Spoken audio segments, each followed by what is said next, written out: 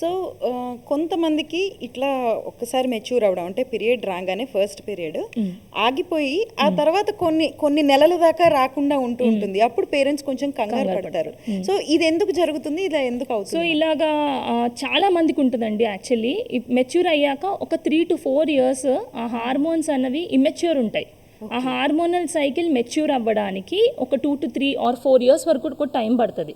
So 15-16 years వరకు కూడా ఆ పీరియడ్స్ ఇర్రెగ్యులర్ ఉండి దానివల్ల ఎక్కువ ప్రాబ్లం లేకుండా బాగానే ఉన్నారు పిల్లలంటే ఏం కంగారు పడద్దని మనం చెప్తాం. దీనికి మెయిన్ రీజన్ ఏంటంటే ఎప్పుడైనా మెచ్యూర్ అయినప్పుడు ఇమ్మెచ్యూర్ హార్మోన్స్ 40-45 దాటాక డయింగ్ హార్మోన్స్ అంటాం. అంటే హార్మోన్స్ ఎండిపోతున్నాయి. So too early hormones and too late అంటే ఏజ్ అయిపోతున్నప్పుడు వచ్చే హార్మోన్స్లోనూ ఇర్రెగ్యులారిటీ ఉంటుంది. అంటే అవి అంత కరెక్ట్గా ఉండదు హార్మోనల్ సైకిల్.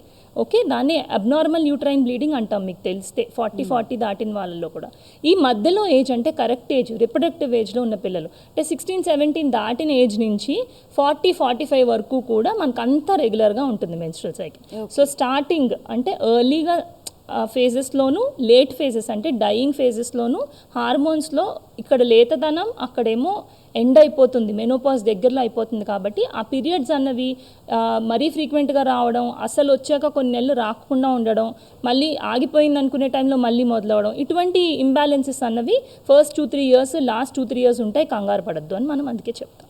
ఓకే.